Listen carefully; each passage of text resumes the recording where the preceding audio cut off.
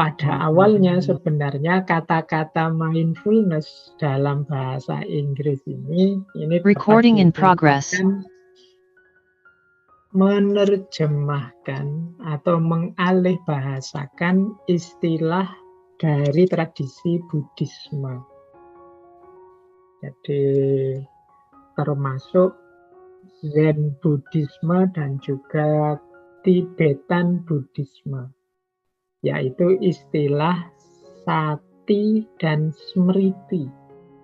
Jadi ini bagian dari kebenaran dalam Buddhisme, yaitu kalau secara letterlet itu artinya mengingat-ingat atau menyadari.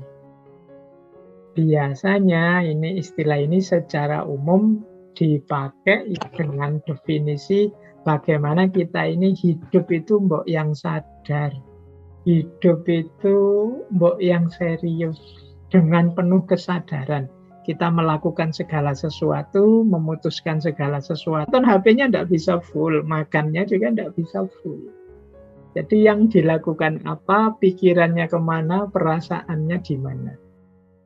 Nah ini kalau dalam psikologi sering disebut sumbernya stres.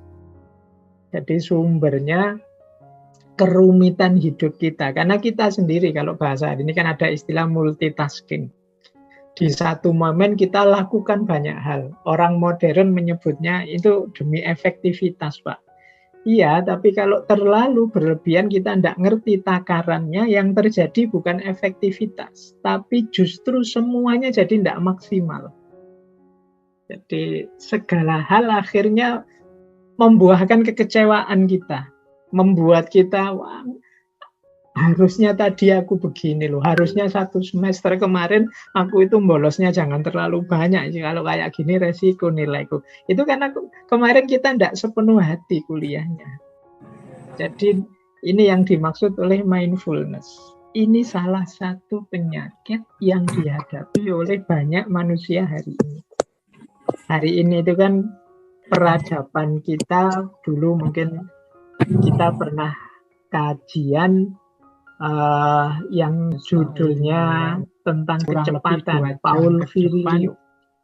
Hari ini era instan, kemarin kita tidak sepenuh hati kuliah. Semua orang ingin yang dimaksud oleh mindfulness, cepat enak, cepat populer, cepat sukses dan lain sebagainya. Akhirnya manusia sama sekali tidak menikmati hidup hari ini.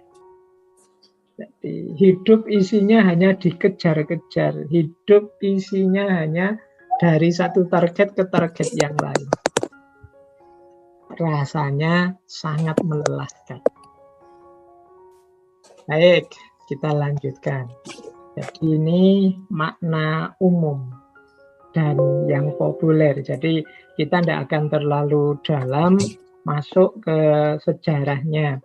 Jadi meskipun tadi saya sebut Buddhisme, nanti dalam banyak referensi disebutkan bahwa gagasan mindfulness ini dekat misalnya dengan ide, mungkin teman-teman sering dengar ada meditasi ini, meditasi itu, dan lain sebagainya. Yaitu nanti salah satu manifestasinya sebenarnya. Tapi tidak harus ke sana. Jadi yang kita pahami malam hari ini di level umum saja. Bagaimana kita menjalani hidup ini secara sepenuh hati, sepenuh pikiran, menikmati dengan sadar situasi saat ini yang sedang kita rasakan. Nah, mindfulness ini bentar, mungkin ada yang suaranya putus.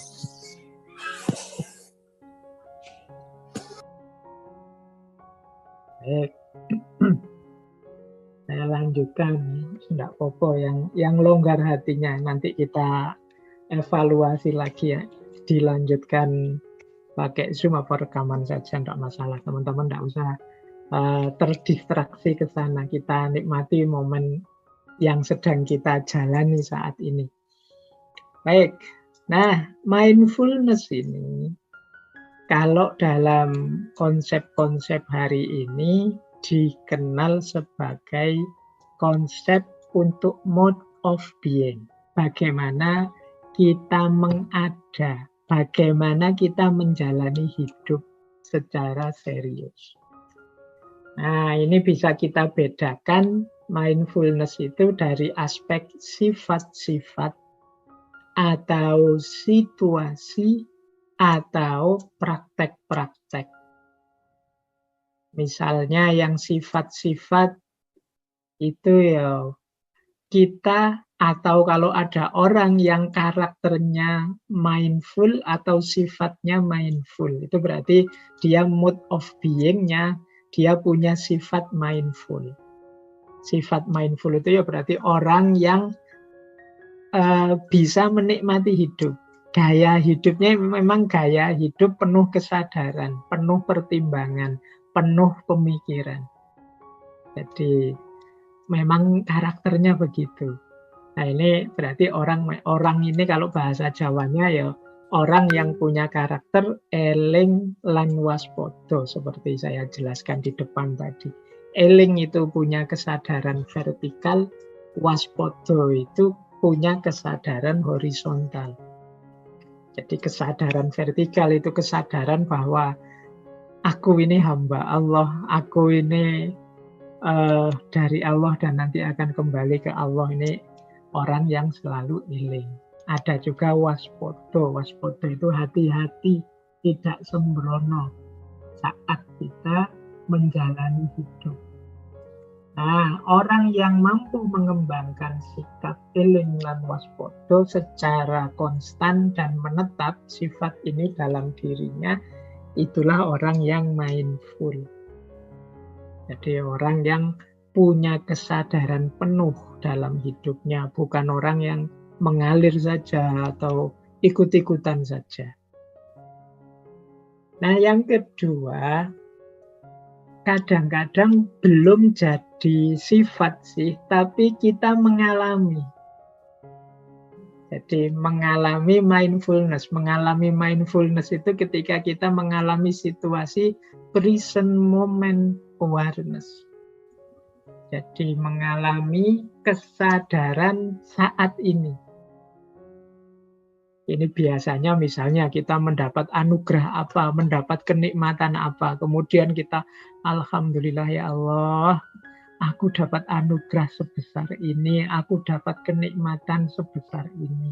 Nah, ini di saat seperti ini kita sebenarnya sedang menikmati present moment awareness. Pikiran kita ya di situ, perasaan kita ya di situ, fokus kita ya di situ. Makanya kita bahagia berbunga-bunga. Nah, ini namanya situasi yang mindful. Jadi pemicunya mungkin hal tertentu, mungkin kita lulus, atau mungkin kita lolos ujian, atau sepak bolanya menang misalnya. Kita menikmati momen itu. Nah, ini situasi namanya. Nanti ada juga praktek. Kalau praktek ini orangnya belum punya sifat mindful, tapi juga situasi yang dihadapi bukan situasi yang mindful. Nah, kalau praktek ini berarti ya latihan, mengembangkan diri, meningkatkan kualitas diri sehingga ada di level mindful. Ya, ini tadi yang saya sebut, misalnya hari ini banyak pelatihan-pelatihan. Misalnya pelatihan meditasi, baik meditasi yang jenisnya adalah konsentrasi maupun meditasi yang jenisnya kesadaran. Nah, ini praktek-praktek mindfulness. Ya macam-macam sih prakteknya, tapi yang paling populer meditasi. Nanti ada tokoh-tokoh tertentu yang mengembangkan strategi-strategi mindfulness untuk berbagai bidang, baik itu bidang pendidikan, untuk rumah sakit, kesehatan, dan lain sebagainya. Jadi sebagai mode of being, sebagai jalan hidup, kita menjalani hidup mindful itu ya kalau bisa karakter kita adalah karakter mindful. Atau paling tidak kita bisa menikmati setiap situasi yang kita hadapi sebagai situasi yang mindful.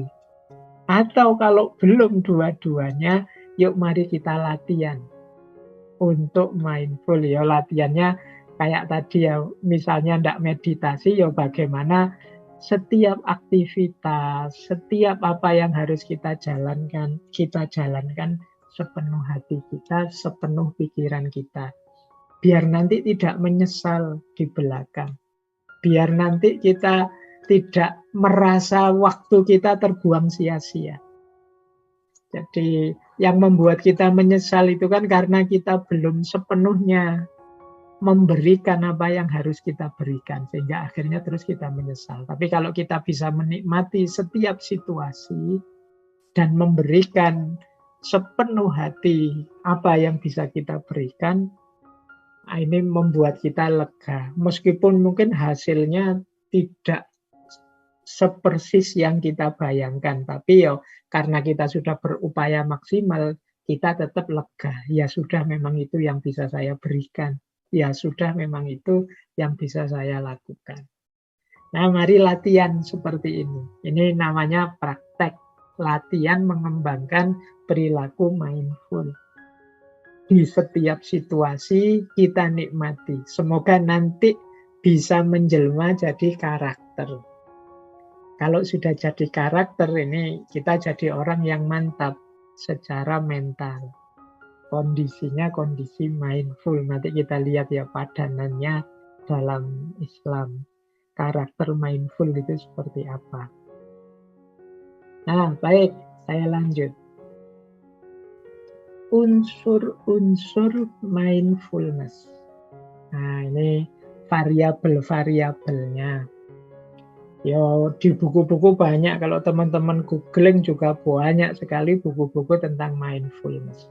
Kita ambil saja beberapa yang sederhana-sederhana yang tidak terlalu rumit. Unsurnya mindfulness itu secara umum ada 4. Yang pertama attention, yang kedua intention, yang ketiga presence, dan yang keempat openness. Wah, ini masih dalam bahasa Inggris ya, tidak apa-apa ya. Nanti sambil pelan-pelan kita pahami. Yang pertama attention. Attention itu penuh perhatian. Jadi mindful itu berarti memerlukan perhatian kita sepenuhnya. Listening, watching, considering what naturally exists. Jadi mendengarkan, melihat, memperhatikan apa yang ada di sekeliling kita. Apa yang sekarang sedang terjadi. Apa yang sekarang sedang aku lakukan. Nah, ini namanya attention. Jadi untuk hidup secara mindful ya tetap mau tidak mau kuncinya perhatian. Yang kedua intention. Intention ini intensi, maksud. Jadi maksudnya apa? Ya, ketika kita melakukan sesuatu, ketika kita mengalami, menjalani sesuatu, kita sadar ini maksudnya apa, ini tujuannya apa, ini isinya apa sih, itu intention. Oke, kita sadari, ini mau apa sebenarnya, ini maksudnya apa. Ini maknanya apa, itu intention. Jadi kita ngerti, orang yang tidak sadar itu kan dia melakukan segala sesuatu tanpa memperhatikan ini mau apa. Kadang-kadang ada orang makan itu rutinitas saja, pokoknya sehari ya harusnya 3 kali. Kadang-kadang perutnya masih kenyang pun dia karena sudah jam makan ya tetap harus makan. Nah, ini kehilangan intention. Makan itu kan tujuannya ya untuk kesehatan. Kalau perut masih sangat kenyang ya jangan makan, nanti berlebihan malah jadi sakit. Nah, ini lupa dengan intention. Olahraga juga begitu. Olahraga itu bagus, tapi intensinya olahraga itu kan untuk kesehatan kita. Jangan sampai terlalu semangat olahraga sampai sakit. Nah, ini berarti kurang attention, kurang intention. Kita tidak memperhatikan tujuannya. Ngaji seperti ini misalnya, yo teman-teman harus ngerti tujuannya. Bolak-balik di banyak momen saya jelaskan, tidak usah mikir aneh-aneh. Ngaji kita ini ya nambah wawasan saja. Kalau cocok ya diambil, tidak cocok tidak masalah. Disisihkan juga tidak apa-apa. Nah ini kan kesadaran ini berarti apapun yang terjadi silakan saja. Yang penting aku nambah wawasan tidak dalam ngaji ini. Nah itu namanya intensinya. Jadi jelas maksud dan tujuan yang dilakukan. Ini prasyarat kita bisa mindful nanti. Bisa hidup sepenuh hati, sepenuh kesadaran. Yang ketiga adalah present.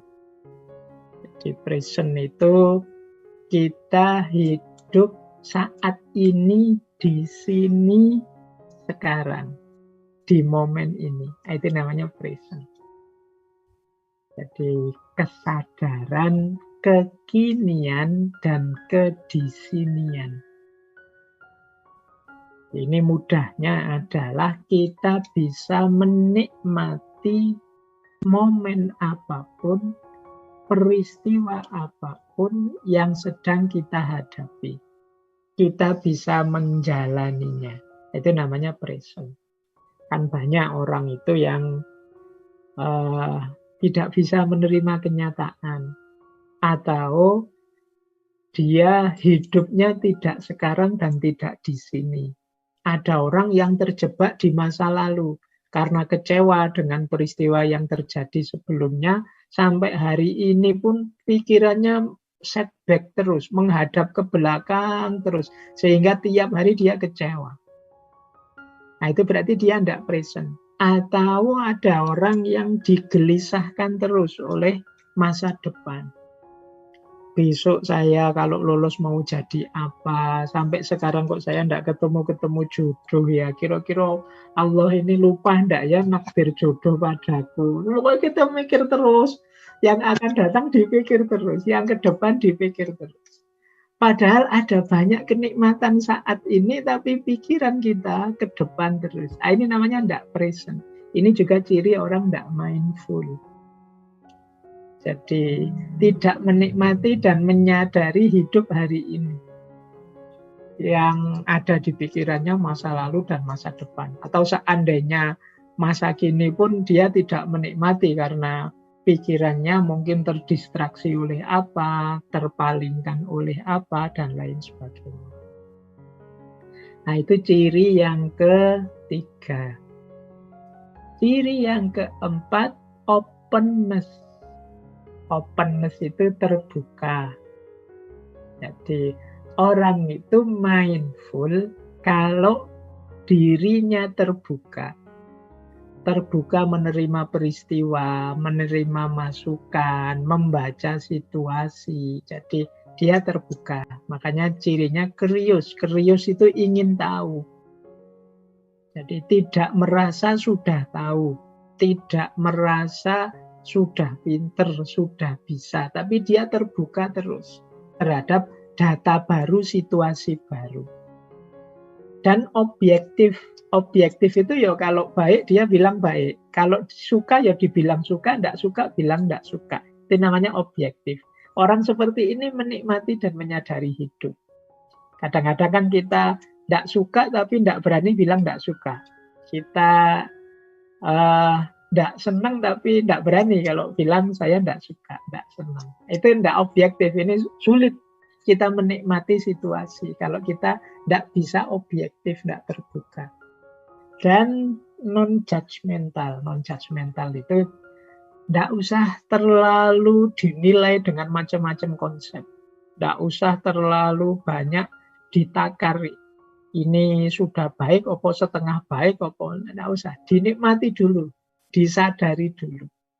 Jadi vonisnya nanti saja, dipending saja dulu. Kadang-kadang banyak orang itu kesusu memvonis. Sehingga akhirnya apa? Tidak bisa menikmati hidup. Lupa dengan tujuan hidup. Fokusnya geser, terdistraksi oleh vonis-vonis tadi. Jadi ayo dinikmati dulu saja dengan terbuka, present, intention, dan attention. Inilah mindfulness. Wong yo, kita ini kan hidup memang banyak disetir oleh pikiran kita. Nah, mindfulness ini membantu pikiran kita untuk fokus, tidak teralihkan atau tidak tertipu oleh perspektif-perspektif yang tidak perlu. Jadi ini kalau dalam bahasanya Imam Ghazali ya ini jalan untuk menemukan kebahagiaan, yaitu dengan menerima apapun anugerah Allah yang diwarnai nanti akhirnya adalah rasa syukur. Jadi kita menikmati hidup kita. Ini tanda orang yang bersyukur. Nah, jadi ada 4 unsur utama dalam mindfulness. Nah, ini loh bedanya orang yang hidup secara mindful dan tidak mindful. Orang yang hidupnya mindful itu dia responsif. Tapi orang yang hidupnya tidak mindful, tidak sepenuh hati, tidak sepenuh kesadaran, itu hidupnya reaktif.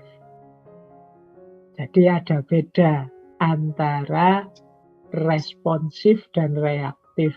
Yang mindful itu responsif, yang tidak mindful itu reaktif.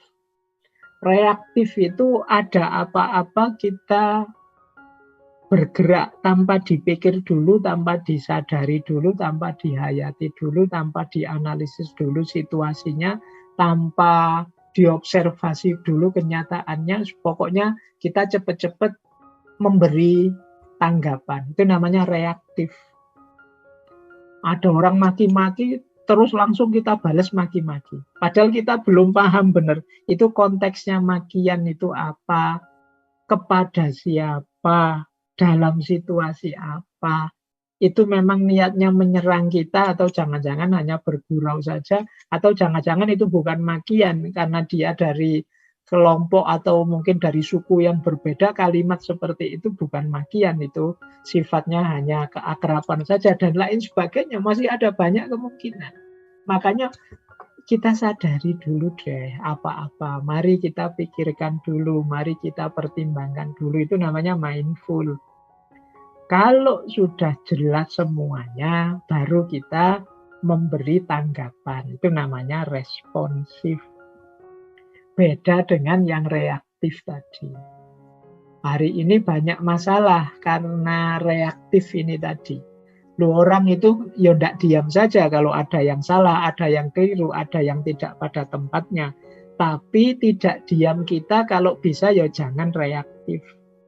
Tapi responsif. Jadi responsif itu kita memberi respon setelah melalui tahapan mindfulness.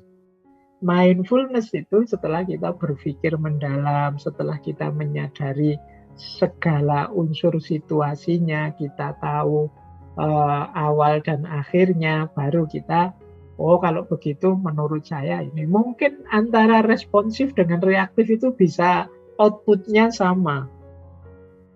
Begitu kita teliti, oh ini kok ada orang maki-maki aku ini. Setelah kita teliti, oh memang benar ini, dia memang ingin melecehkan aku ini, dia memang itu mungkin kita kalau begitu biar lega, anggap saja hukum kisos, maki balas maki, ya sudah itu kan. Tapi kan minimal kita tidak langsung begitu dimaki kita balas maki, tapi ada proses mindfulnya. Jadi kita berpikir dulu mendalam. Inilah mengapa hari ini banyak orang menyarankan kita untuk hidup secara mindful. Tidak iseng, tidak asal-asalan, tidak ikut ke sana, ikut ke sini mengikuti yang lain yang belum pasti relevan dan cocok untuk hidup kita. Karena hari ini itu kan mode hidup yang paling kelihatan adalah mode kehebohan. Mode kehebohan itu basisnya bukan kebenaran, basisnya bukan kebaikan, tapi mana yang viral, mana yang heboh. Itu yang diikuti oleh banyak orang. Nah, ini bisa menjebak kita pada hidup yang tidak mindful tadi. Yang lain ke utara, ikut ke utara. Yang lain ke selatan, ikut ke selatan. Yang lain ganti merek HP, kita ganti merek HP. Yang lain, wah, pokoknya banyak. Kita dari satu kehebohan ke kehebohan yang lain. Sehingga rentan sekali kita kehilangan kedirian kita. Makanya tadi mindful itu bagian dari mode of being. Jadi bagaimana kita hidup sepenuhnya sebagai manusia.